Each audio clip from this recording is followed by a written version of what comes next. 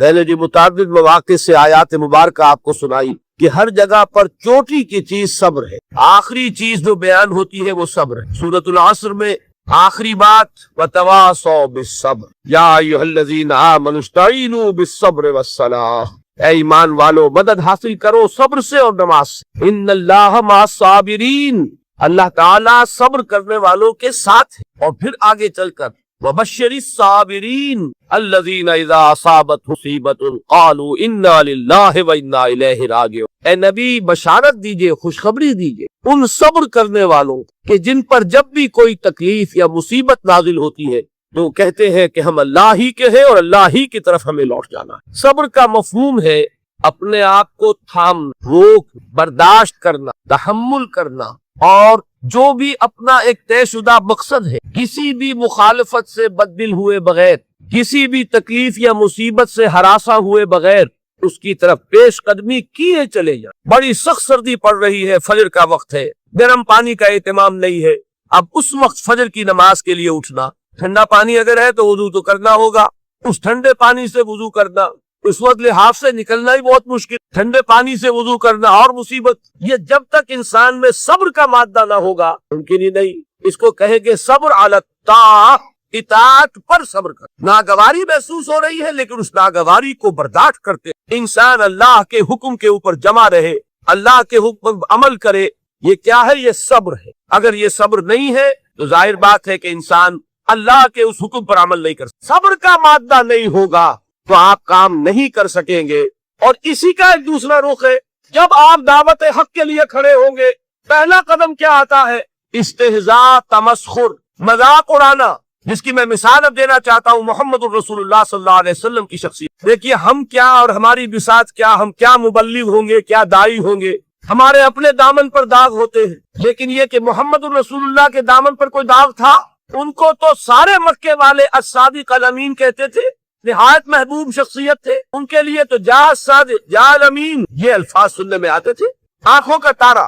لیکن جب آپ نے دعوت اب شروع کی، اب قرآن مجید میں دیکھیے کسی نے کہا مجنون ہو گئے، دماغ خراب ہو گئے، پاگل ہو گئے، اجی شاعر ہے، کچھ شعر جوڑ لیتے ہیں ہم پر بہت جماتے ہیں، کسی نے کہا ساحر ہے، تو جادو سیکھ لیا ہے، یہاں تک کہ ایسے بدبخت بھی پیدا ہوئے قرآن میں ہے ساحرون کذاب، سحر کرنے والا جادوگر نہایت جھوٹا۔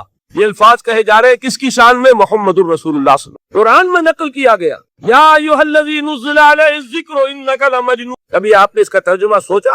اے وہ شخص، دیکھیے تصور کیجئے حضور جا رہے ہیں، تشریف لے جا رہے ہیں، کسی دعوت میں ہے، تبلیغ میں، یا ویسے ہی تشریف لے جا رہے ہیں، اور کوئی ایک دم گھٹا ہے لوگوں کا، ادھر سے فکرہ آتا ہے، تیر کی طرح لگتا ہے دل میں جا کر محمد کے صلی اللہ علیہ وسلم۔ اے وہ شخص جس کا یہ خیال ہے کہ اس پر کوئی ذکر نازل ہو رہا ہے، ہمارے خیال میں تو تمہارا دماغ خراب ہو گیا۔ یا ایھا الذی نزل علیہ الذکر انک لمجنون، کہا کہ نہیں کہا؟ اور یہ نہ سمجھیے کہ حضور صلی اللہ علیہ وسلم کے قلب مبارک کو تکلیف نہیں ہوئی، میں قرآن سے ثابت کروں گا، میں کہیں کوئی کہانیاں بیان نہیں کرنا چاہتا۔ قرآن نے کہا ہے وَلَقَدْ نَعْلَمُ أَنَّكَ يَضِيقُ صَدْرُكَ بِمَا يَقُولُونَ، اے نبی ہمیں خوب معلوم ہے صلی اللہ علیہ وسلم کہ جو کچھ یہ لوگ کہہ رہے ہیں اس سے آپ کا سینہ بھجتا ہے، یہ جو گھٹن ہوتی ہے، صدمہ ہوتا ہے۔ انکا یضیق صدرک بما یقولون، ہمیں خوب معلوم کہ جو کچھ یہ باتیں آپ کو سننی پڑ رہی ہیں، یہ کڑوی کسیلی باتیں، یہ جو فقرے چست ہو رہے ہیں، استہزاء ہو رہا ہے، تمسخر ہو رہا ہے۔ سورہ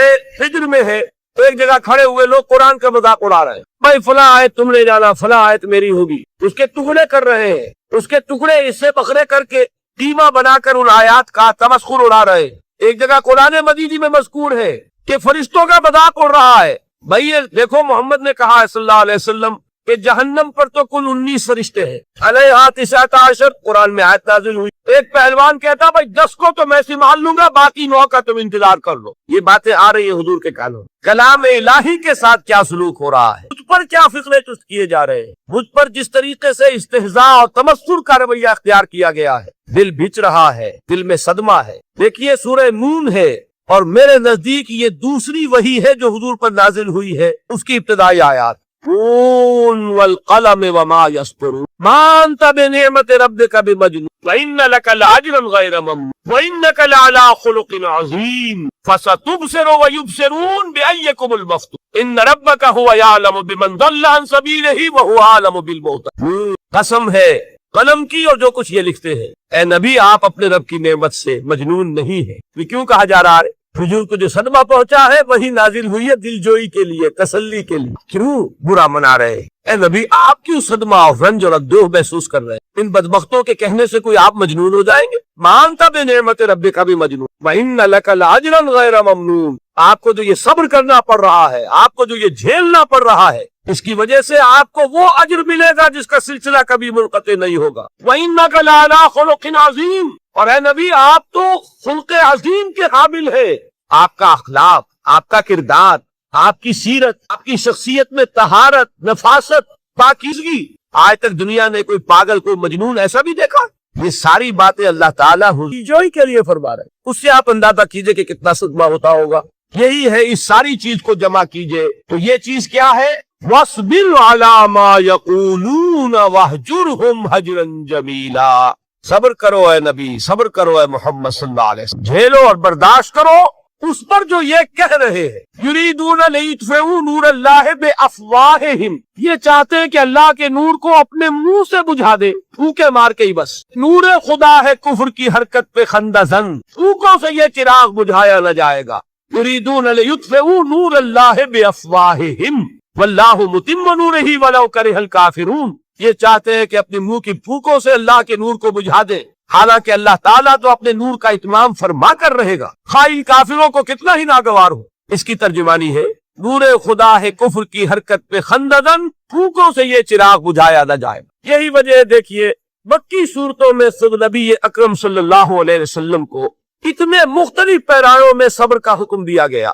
کچھ مثالیں میں دے چکا ہوں، وَلِرَبِّكَ فَاصْبِرْ، اسی طریقے سے وَاصْبِرْ كَمَا صَبَرَ أُولُو الْعَزْمِ مِنَ الرُّسُلِ، اے نبی صبر کیجئے جیسے کہ صبر کیا ہمارے اولو العزم رسولوں نے۔ وَاصْبِرْ وَمَا صَبْرُكَ إِلَّا بِاللَّهِ، اے نبی صبر کیجئے اور آپ کا صبر تو اللہ ہی کے سہارے ہے۔ وَاصْبِرْ لِحُکْمِ رَبِّكَ، یہ سورہ نون جس کی ابتدائی آیات میں نے آپ کو سنائی، نون والقلم وما یسطرون ما انت بنعمت ربک بمجنون، اس کا اختتام کیا ہوتا ہے؟ وَاصْبِرْ لِحُکْمِ رَبِّكَ وَلَا تَكُنْ كَصَاحِبِ الْحُوتِ إِذْ نَادَىٰ وَهُوَ مَكْظُومٌ، اے نبی صبر کیجئے اپنے رب کے فیصلے کا، انتظار کیجئے اور اس مچھلی والے کے مانند نہ ہو جائیے۔ مچھلی والا کون؟ حضرت یونس علیہ السلام۔ مچھلی والے نے اپنے دینی حمیت اور غیرت جو تھی اس کی وجہ سے اللہ کے حکم کا انتظار نہیں کیا، اپنی قوم کو چھوڑ کر چل دی۔ نبی کا، رسول کا یہ معاملہ ہوتا ہے، جیسے کہ آپ کو معلوم ہے کوئی افسر ہے کسی حکومت کا، وہ اپنی پلیس آف ڈیوٹی کو نہیں چھوڑ سکتا، he must stick to his place of duty. بڑے افسر کے لیے تو یہ بہت بہت اہم بات ہے۔ تو اے رسول، جہاں آپ کو ہم نے تعینات کیا ہے آپ وہاں سے ہل نہیں سکتے کہ ذرا مخالفت ہوئی، لوگوں نے فکرے تست کیے اور آپ کہیں اور چل دیے، دفع ہوئیے، یہ بات نہیں سننا چاہتے میں کسی اور کو سناؤں گا، ہو سکتا ہے نا؟ ہم تو کرتے ہیں نا یہ، اس لیے کہ ہمیں تو اللہ نے کہیں تعینات تو نہیں کیا نا۔ اگر ایک جگہ کے لوگ بات نہیں سنتے، چلو بھائی ہم کہیں اور جائیں گے، وہاں بات سنائیں گے۔ لیکن رسول کا معاملہ ہوتا ہے جو اس کی پلیس آف اپوائنٹمنٹ ہے، he cannot leave his place without the express permission of Allah سبحانہ وتعالی۔ آپ نے یہ سنا ہوگا، سیرت کی تقاریر میں پڑھا ہوگا کہ مدینے کی طرف ہجرت کی اجازت حضور نے تمام صحابہ کو دے دی، خود منتظر رہے جب تک کہ اللہ کی طرف سے اجازت نہیں۔ حضرت ابوبکر پوچھتے رہتے تھے حضور اجازت آ گئی کہ نہیں؟ نہیں ابھی نہیں آئی۔ حضور اذن آ گیا؟ نہیں آیا، ابھی نہیں آیا۔ حبشہ کی طرف سب کو بھیج دیا، اجازت دے دی جو جانا چاہے چلا جائے۔ حضور کی صاحبزادی جو حضرت عثمان کے نکاح میں تھی وہ بھی ہجرت کر رہی، لیکن حضور تو نہیں گئے۔ رسول نہیں چھوڑ سکتا اپنی جگہ کو، یہاں تک کہ تمام تقریباً صحابہ چلے گئے، حضور رہ گئے، حضرت ابوبکر رہ گئے، حضرت علی رہ گئے، اور حضرت ابوبکر پوچھ رہے ہیں بار بار اجازت آئی یا نہیں؟ نہیں ابھی نہیں آئی۔ حضرت عائشہ نے واقعہ بیان کیا کہ ایک روز اچانک دوپہر کے وقت ہم نے دیکھا کہ حضور نے اپنے پورے جسم کو ڈھانپا ہوا ہے، چہرے کو بھی کپڑے میں ڈھکا ہوا ہے اور تشریف لا رہے ہیں۔ جو اس میں تعجب کی بات یہ کہ عرب آج بھی آپ کو معلوم ہے کہ یہ چیز جو ہے ان کی روایات کے خلاف ہے کہ دوپہر کے وقت تو کسی سے ملنے جائے، یہ وقت جو ہے قیلولے کا ہے، آرام کا ہے۔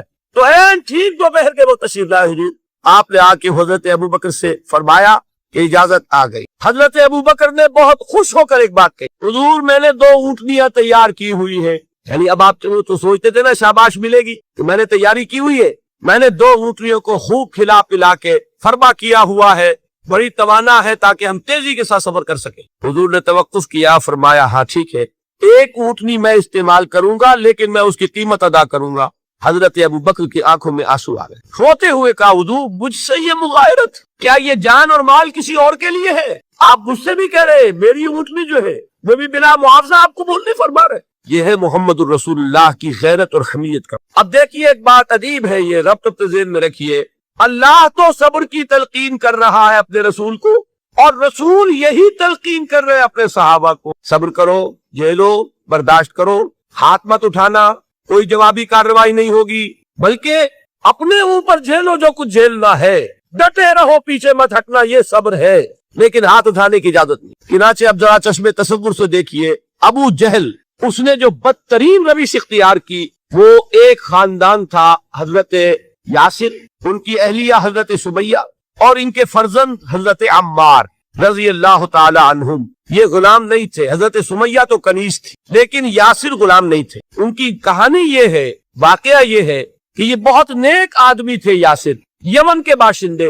انہیں کو خواب میں بشارت ہوئی کہ نبی کا ظہور ہونے والا ہے مکے میں، جاؤ شاید ان کے قدموں تک پہنچ جاؤ۔ یہ یمن سے ترک وطن کر کے مکے آ گئے۔ ابو جہل کا ایک چچا تھا، بہت شریف النفس انسان، اس کے ساتھ معاہدہ کیا حلیف بن کر، اور وہ مکے میں رہنے لگے۔ اس لیے کہ نوٹ کر لیجئے، مکہ اس وقت ایک قبیلے کا شہر تھا، صرف قریش۔ یا کرشی رہ سکتا تھا وہاں، یا کرشی کا حلیف، کہ اگر تو کسی کرشی نے آپ کو امان دی ہوئی ہے تو آپ رہ سکتے مکے میں، ورنہ نہیں۔ یا تیسرے کرشی کا غلام، غلام تو ملکیت ہی ہے اس کی، جیسے بھیڑ بکری ہے کسی کرشی کے، اسی طرح اس کے غلام ہے۔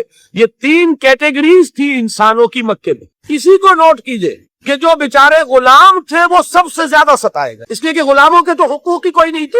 بلال غلام، ابو فقی غلام، زنیرہ ایک کنیز، ان کو جو مارے پڑی ہے اس کا آپ کو معلوم ہے۔ حضرت بلال کے ساتھ جو کچھ سمیہ ابن خلف نے کیا، کہ جس طریقے سے کہ حیوانوں کی لاشیں جو ہے کھینچ کر گھسیٹ کر لے جائی جاتی ہیں، ان کی گردن میں رسی ڈال کر گھسیٹتے، اسی طریقے سے حضرت بلال کے گردن میں رسی ڈال کر پھر دوپہر کے وقت مکے کی سنگلاخ گلیوں کے اندر گھسیٹا جاتا، نیچے زمین جل رہی ہے توے کی طرح، اور ویسا بھی ہوتا تھا کہ چت مٹا دیا، اوپر سے وہ آگ مکے کا سورج جو ہے ذرا نوٹ کیجئے، آگ برسارا، نیچے زمین توے کی طرح جل رہی، اور ایک بھاری سل بھی لا کر جو ہے سر پر رکھ دی، چھاتی پر رکھ دی گئی ہے کہ آواز نہیں نکل رہی، جھاگ نکل رہے منہ سے، لیکن اس حال میں بھی احد احد احد، ایک ایک اللہ، قل هو اللہ احد، الفاظ دی۔ یہ ہے وہ صبر، صبر علی الابتلاء، صبر علی الایذاء، یہ ابتلاء اور ایذاء پر صبر ہے۔ لے لو، برداشت کرو، اس توحید پر قائم رہو، محمد کی رسالت کے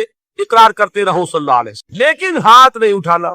اب میں آپ کو بتا رہا تھا یہ تو غلام تھے، یہ جو تھے یاسر، یہ حلیف تھے، غلام تو نہیں تھے نا۔ البتہ وہ ابو جہل کے چچا کی کنیز تھی یہ سمیہ، انہوں نے اجازت لے کر ان سے نکاح کر لیا، یہ تو کنیز رہے گی۔ بیٹا جو ہوا وہ بھی ایک طرح سے